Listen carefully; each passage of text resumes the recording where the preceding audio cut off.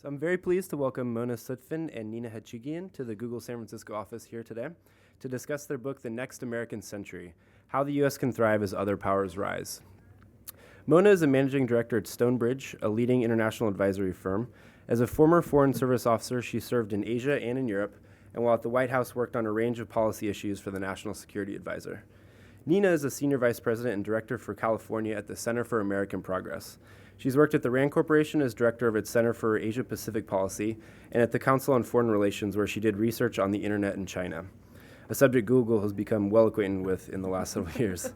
Nina has also been on the staff of the National Security Council. We look forward to hearing today more about Mona and Nina's refreshing and optimistic approach to American foreign policy that views competing entities as partners and is a model I think Google tries to emulate as an increasingly global corporate citizen. Please join me in welcoming Mona and Nina.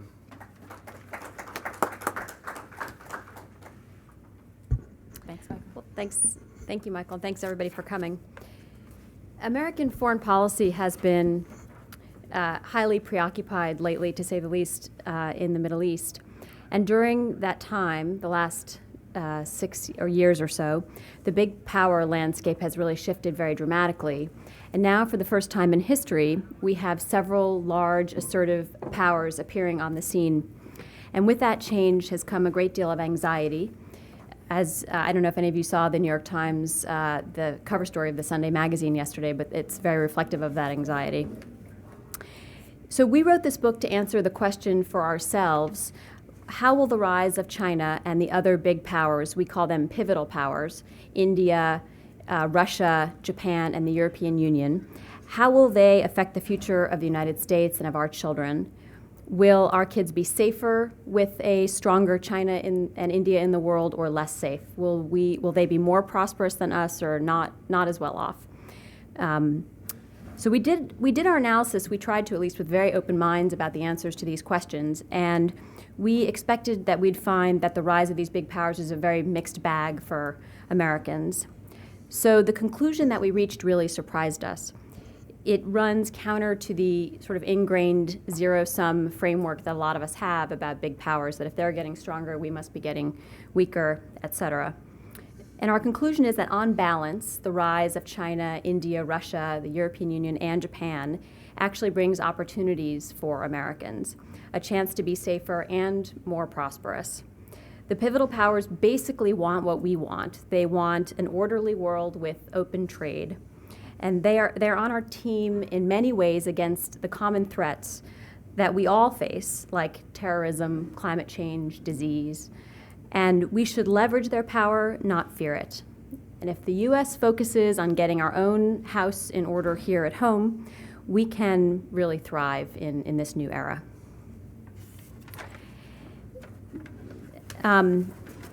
As I said, the conclusion sort of upends our typical framework. We've more often than not been very suspicious of other big powers. 20 years ago, it was the Soviet Union. Then the Soviet Union fell apart, and shortly thereafter it was Japan. That was the focus of our fears, even though they're a democracy and a very small country and an ally. Then Japan's economy imploded, and there were warnings about Germany. Then there were warnings about a united Europe. Both of those went away, and today it's China, India, and Russia that typically worry us. So today we thought we'd start by explaining kind of how we got to this optimistic view, the way we thought through the book, our thinking, and the way the book is laid out. So first, at the highest level, we concluded that, of course, direct conflict between the powers, these pivotal powers, is always possible, but it's not inevitable. And some people would argue that it is inevitable, and we just don't see that that's the case anymore for pretty fundamental reasons. First, obviously, we have an incredibly strong military, and just our geographic position being bordered by two giant oceans makes it that much more difficult for somebody to come and invade us or attack us. It's obviously possible, but unlikely, or less likely. But even more fundamentally, globalization and technology have changed the way states interact, just the way it's changed everything that everyone does in their lives on a day-to-day basis. First, we live in the nuclear era, so obviously the risk and consequences of conflict among nuclear states has really unthinkable consequences, and that raises the bar for any direct clash. But second, territory no longer will help a country become wealthier. It used to be a century ago that big powers went to war with each other, usually over territory, over resources and commodities. And now with commodity markets, you don't need to do that anymore. And even more importantly, as economies have shifted to economies where brain power and a surface economy, those things are what are driving value in economies. You can't really, invade another country and then hope to get their knowledge workers to be competitive, to be productive and be competitive. It just doesn't really work anymore. Knowledge workers like you guys. Like you guys, right, exactly. You can imagine if you had a foreign, somebody lording over you, you wouldn't, you'd just show up maybe at work or maybe not at all. And then third, economic interdependence is so much more tightly intertwined than it was even at the eve, right before World War I, where most historians point to an era of, kind of similar interdependence. But back then, it was really just trade-based. And today, we literally own pieces of each other's economies. What is American? What is Japanese? Those lines are blurring every day. It's not that simple anymore. And obviously, as we own pieces of each other, we actually have a stake in stability in those countries and raises the risk of conflict. And then finally, there's something that we point out in the book, which is called, kind of genuine security interdependence. And this is genuinely new in the international system. And by that we mean that because there are threats like terrorism and pandemic disease and climate change, that we in fact need other powers to keep Americans safe in America. And that is a fundamental departure from the way foreign policy worked in the past, where countries were able to protect their citizens inside their borders without the help of other outside countries. And that has radically then changed the way countries are willing to cooperate, or maybe not willing to cooperate, but hopefully cooperate. So when we started off on the book, because we came to this conclusion, well, if a clash isn't inevitable, then let's think, well, okay, so what are the implications of the rise of these powers on specific concrete things that Americans care about, whether it's our security, our economic prosperity, and our values? So we began with security, with really a blank slate, and tried to think about what is the hierarchy of threats that could harm Americans, starting from sort of the most deadly and working our way down. And the good news is that there are only two outside agents that could kill hundreds of thousands of Americans today or tomorrow, and that is a terrorist with a nuclear device and pandemic disease. So when it comes to tackling terrorists, we discovered that we are very reliant on the pivotal powers and they on us. It's likely the case that some Americans already owe their lives to the good police work in Scotland Yard, which have stopped some terrorist attacks, transatlantic terrorist attacks, midway. China is a member of the Container Security Initiative, which means that they allow our inspectors in their ports to screen the shipping containers that reach our shores every day for smuggled nuclear material, and there's 3 million of those every year. India is another great example. India has been tracking radical Islamic extremist groups for decades, and some of those very same extremist groups are now targeting the United States. In 2003, they were a number of suspects that had trained with this group called the LET were arrested in the Virginia suburbs. And India knows a lot more about the LET than we ever will, so we're really reliant on their knowledge to keep our citizens safe. And finally, Russia, for all its bluster, is co-chairing with us a group of 50 nations that are trying to keep nuclear materials out of the hands of terrorists. And of course, it's Russia where there are thousands of nuclear weapons lying around not properly secured. So if we want to keep those out of the hands of terrorists, we have to really work with Moscow, unsavory as that may be sometimes. So, and on disease, we are really reliant on China and other nations to stamp out new outbreaks before before disease reaches our shores.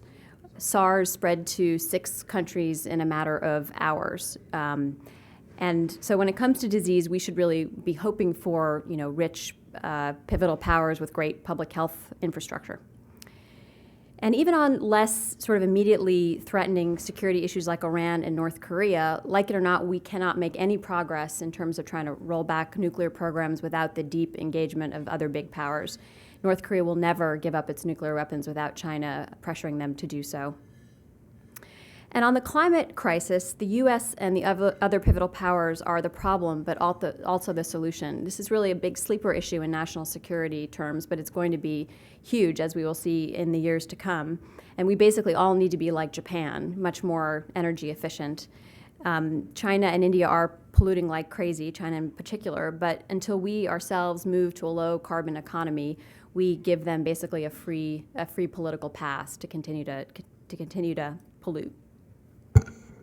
And so, but that's not to say we didn't see any downside on the security side. The only places, though, where we did see a tangible kind of immediate downside to the rise of these other powers were on the more amorphous threats. That is, threats to American prestige, to our freedom of movement that we've come so used to having, and obviously to our allies and our friends, so kind of a third-party conflict.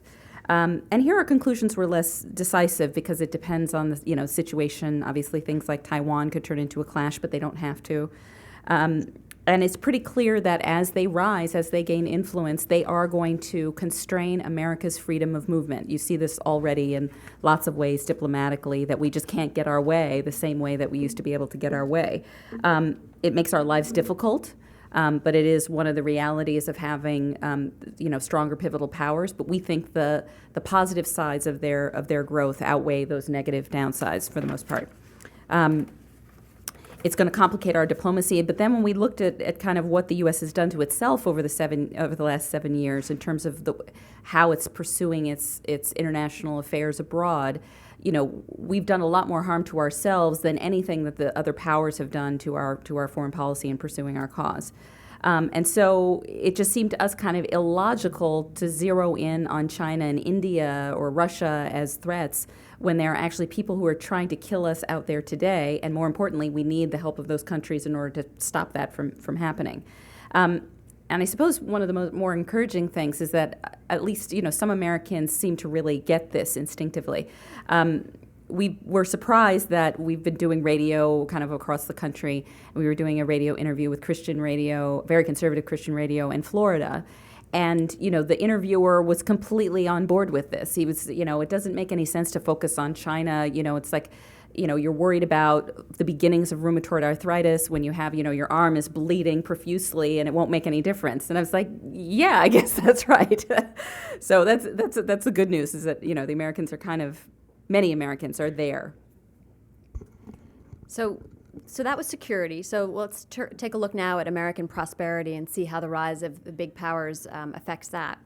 Overall, the economic growth of big powers actually supports our economic growth. If you look at the highest level, in recent years, the Chinese, the Indian, and the Russian economies have grown dramatically. Our trade with them has grown dramatically, but until recently, that trade has not harmed our economy. Our economy has also grown, at least until recently.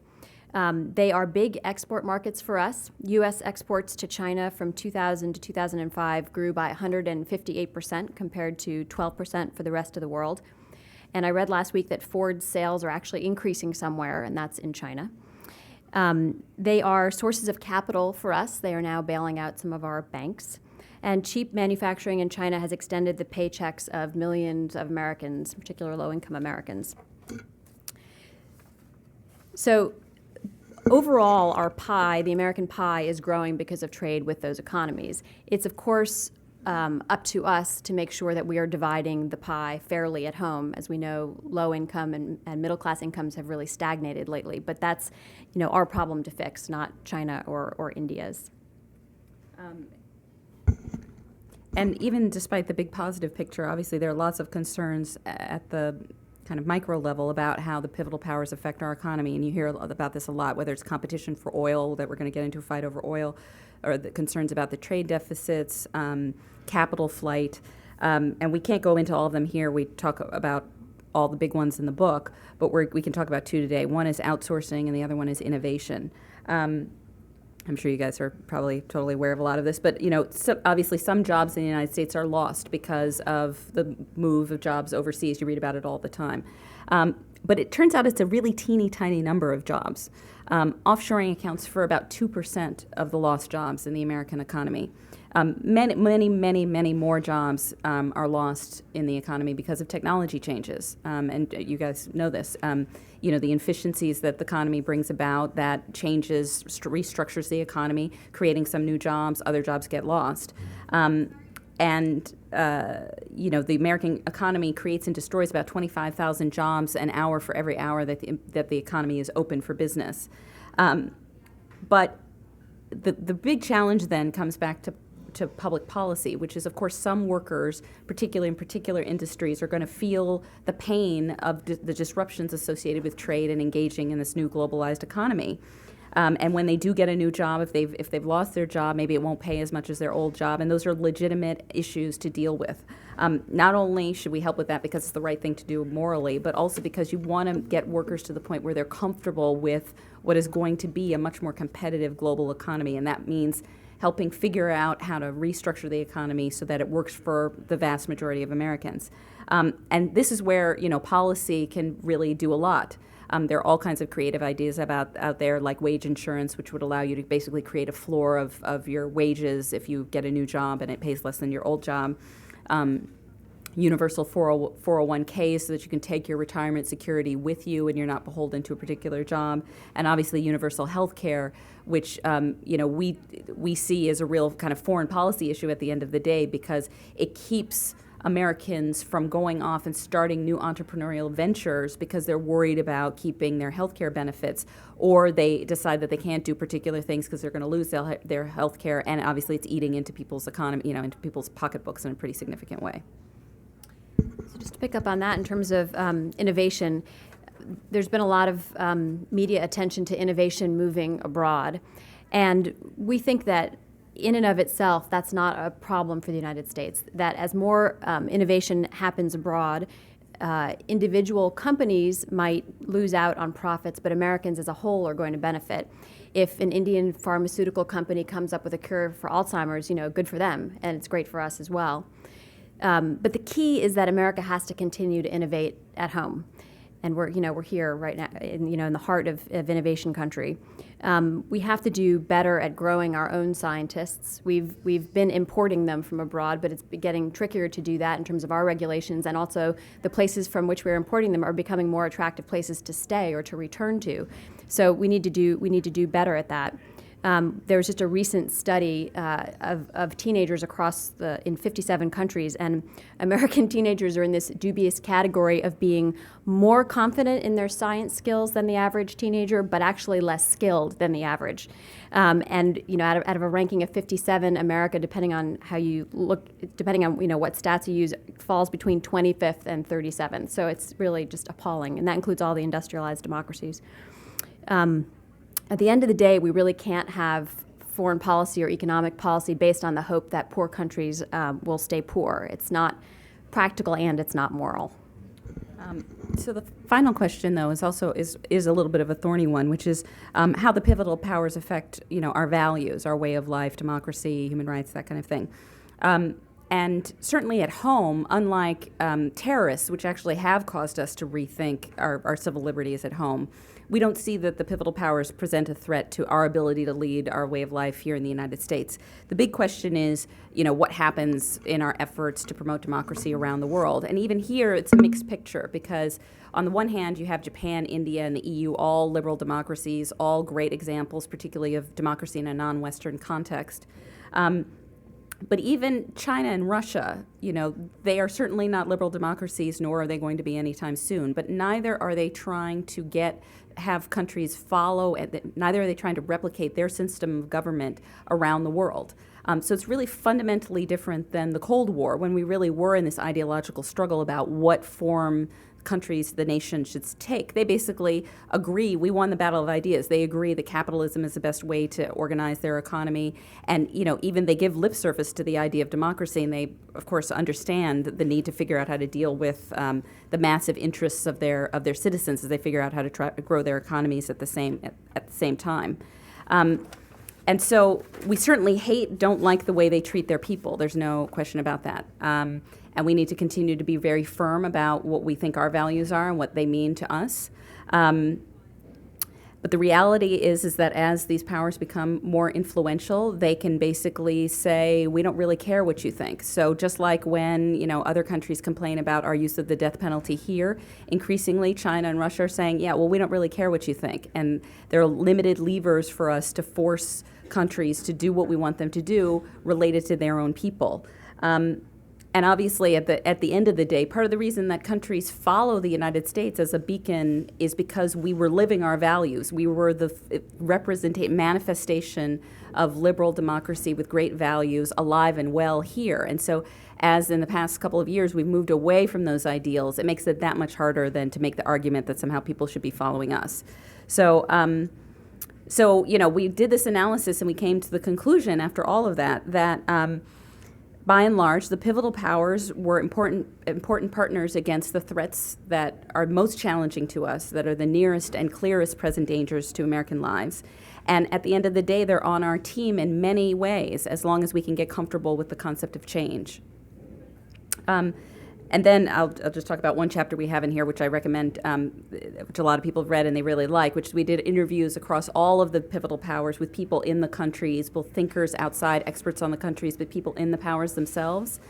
And to really answer this question, well, doesn't China want to dominate the world and all of that? And we concluded that actually nobody's really trying to usurp our role as superpower.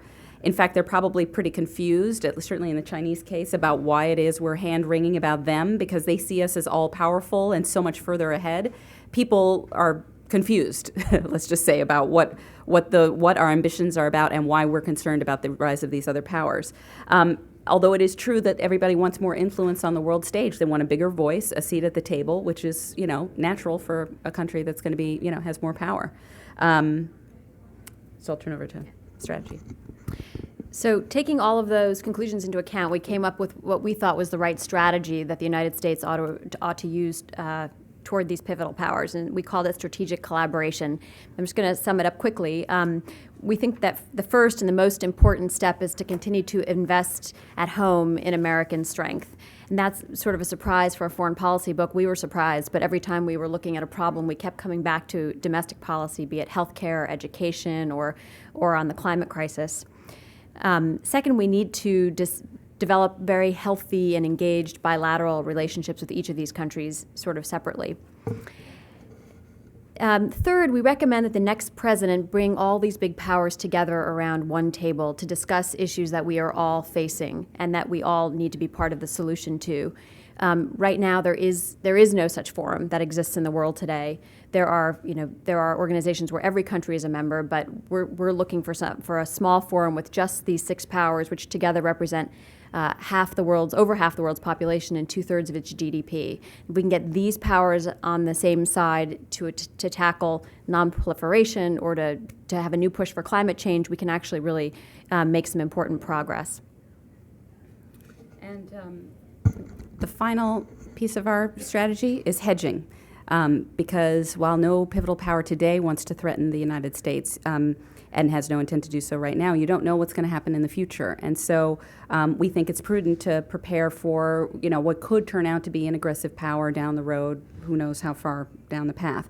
And there are a bunch of elements to this hedging strategy we won't go through, but quickly there are two that are most important. One is dedicating resources to really understand what these powers are about, what makes them tick, what motivates them, what's going on in their domestic politics that could turn them pivot away and become more aggressive.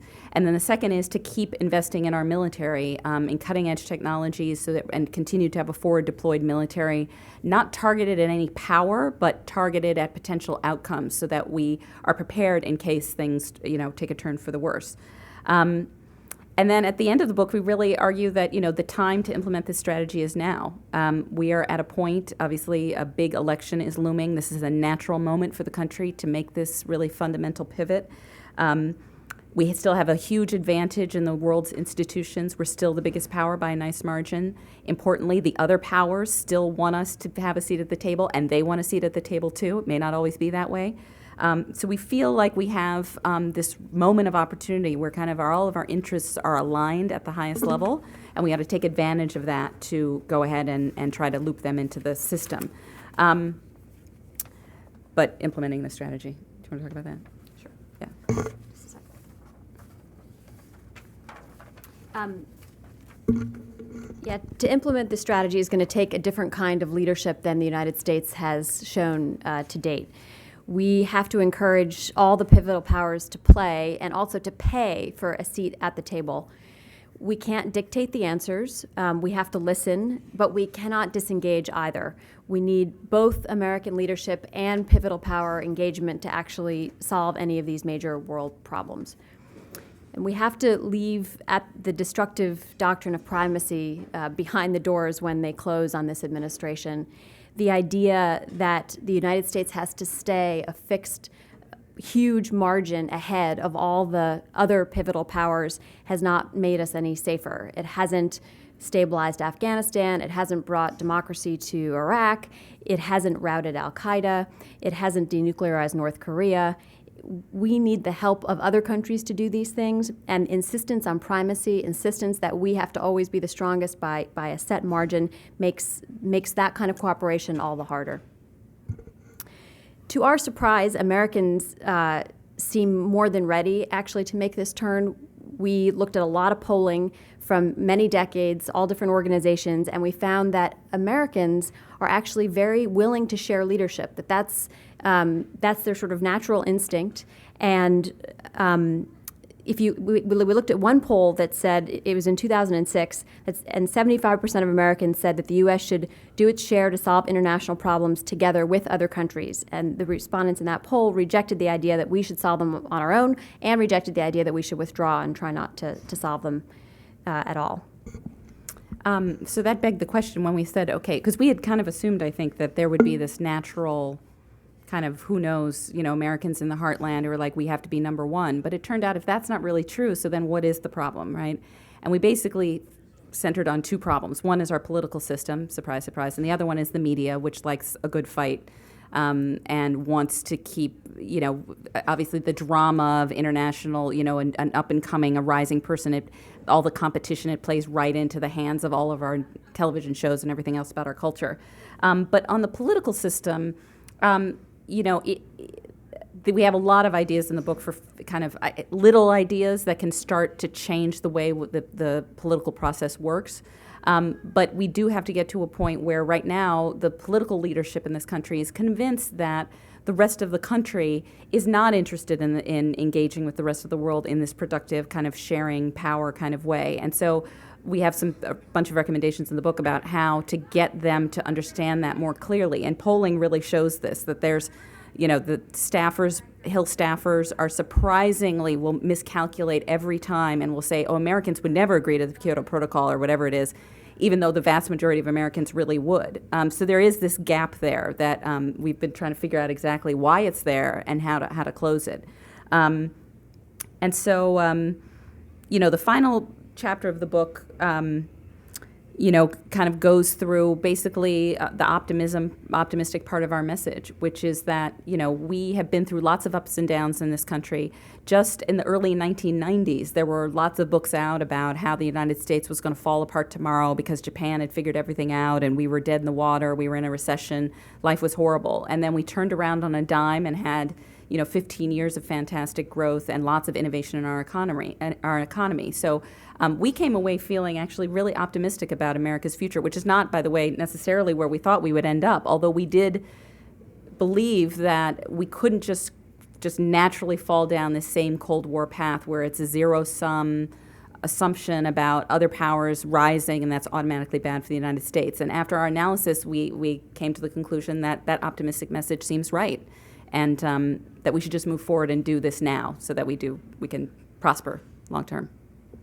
We ended our book with, as all good foreign policy books, with the analogy to Tiger Woods, who was at the height of his career in 1997, was the youngest ever to be ranked number one, had just won the Masters by some record margin. And I'm not a golf player, and I was completely transfixed. And then he takes a year off to retool his swing, and everybody was just absolutely amazed. Like, how can you be at the height of your power and then just take a year off to redo the very thing that had made you great to begin with? And then he did the same exact thing in 2004, again stunning everybody. So basically, that's what America needs to do. We need to while we have so many advantages and so many strengths, and we need to reinvest in them so that we can prosper long into the future. And with that, we'll take questions.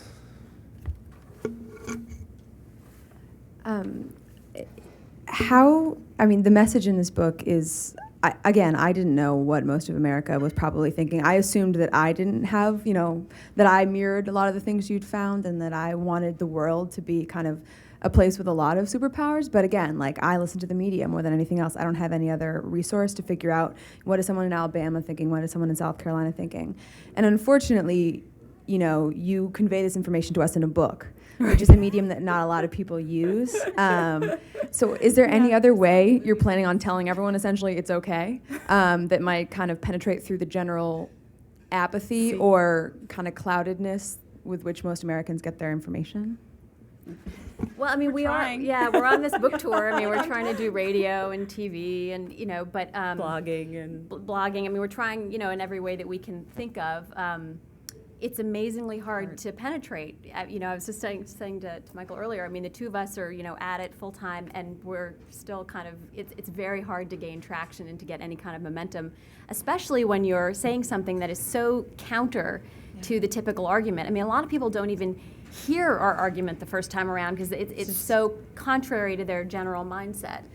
And it's probably antagonistic to a lot of the places that certain power structures get their power, which is my group says this, my majority says this, and this is how I can get legislation pushed and things done. So it's kind of countering their infrastructure. Yeah, the reality is, from a policy perspective, the extremes rule the middle, right? Yeah. You have the extremes are highly organized and very vocal, and people find this amazing. But when you work in Washington, people count these congressional offices. They count how many letters and emails and phone calls they get. And when you call, you say, well, how can you be against something that everybody, the vast majority of Americans are for? And they'll say, well, I got 300 calls against it and only 2 for it, right? Yeah. So. That's what I've got, and that reflects my constituency. Not, of course, the fact that everybody else is at work, right? Yeah. They don't have time to. It's like we're busy. So part of it is, I think, it's amazing, this explosion of communication that has been a fantastic thing. But figuring out how to get it channeled so that people can take their very busy lives and still have a voice. Yeah. Not a voice, I love blogging, but it's a voice, it happens in a bubble, right? But how do you then channel that into something that can turn into action? That's We'll work challenge. on it. Google okay, will work good. on it. I was going to say, if you have any ideas, Figure it out. You should be telling us, Let us know. the better medium. Right. Just on that why topic. don't we answer that question? You tell us the answer to that question. This will also be on YouTube, so you can send it out to all your friends. Right, yeah. There you A little go. easier to digest. Thanks for coming. I came a little bit late, so please stop me if you've already addressed this. But you mentioned China and India, and those countries and others are going to have to overcome the massive inequalities in their countries that dwarf the ones that we have to face. And in doing so, I think they're going to have to decide how to navigate the climate change, for example, navigate carbon emissions versus letting everyone have a car, right? The Tata Nano that just came out for $2,000 is an example. So I'm wondering, what tools does the United States actually have when we get them to the bargaining table to get them to consider the externalities of their actions when they do have to respond to their own constituencies at home? I think the best tool that we have is their own self-interest and their own political viability. In China, there are a lot of protests that happen over environmental issues. So, that's number one. Number two, the coastal regions in all these countries are going to be deeply affected. So, they are, at the end of the day, very pragmatic, and so they see it coming down the pike, as well as we do. And it's going to be much harder for them, and they have already dramatic shortages of clean water in both India and China. So it's in their self-interest to try to do something about it. What we can't do, though, is preach at them and say, oh my God, China, you're about to overtake us as the world's largest carbon emitter, when we've had that mantle for generations, and when all the carbon in the atmosphere, 80% of it, is ours, we have to really take a very serious stab at transforming to a low-carbon economy before we can ever expect them to do anything. And it's also that, I agree with the incentives, which is, the reality is of course they're saying, well, we deserve to have a car. I mean, we had an Indian participant at this conference that we were at, and he said, I hear you guys are constantly going wah to the Indians about the Nano, the Tata's car. He said, and everybody's driving SUVs in the United States. He said, you literally are driving buses down the street. You realize he said it's the equivalent of a public sector bus is the size of most cars in the United States. And he said, do you see how ridiculous it is for you to sit and have a conversation with us seriously about our carbon? And it's a legitimate point, obviously. So I think but there is, I also think that there's a big role for technology here, because this is one of these areas where there's a confluence of factors and self-interest that could drive us to a really great 10,000-foot solution because of high oil prices, climate change, instability in the Middle East, and the fact that all of our economies all need energy, and we all need it cheaply, ideally. And so there are all the building blocks there of a really good grand bargain somehow that also involves technology, because they will use cheaper energy if we can figure out how to get them cheaper energy. It's just we can't tell them, well, build this kind of power plant that costs a ridiculous amount of money that they can't afford. So, there's room there though for I think a great solution in the end. It just was going to take a lot of leadership and creativity. Just one last thing on that. We start our book with a little anecdote about this project called ITER, which all these big powers are a part of, and us as well, which is trying to use nuclear fusion to convert seawater to energy with no harmful residue and all that. So there is a precedent for getting everybody together, on the same page to try to push forward In energy. Yeah. In energy.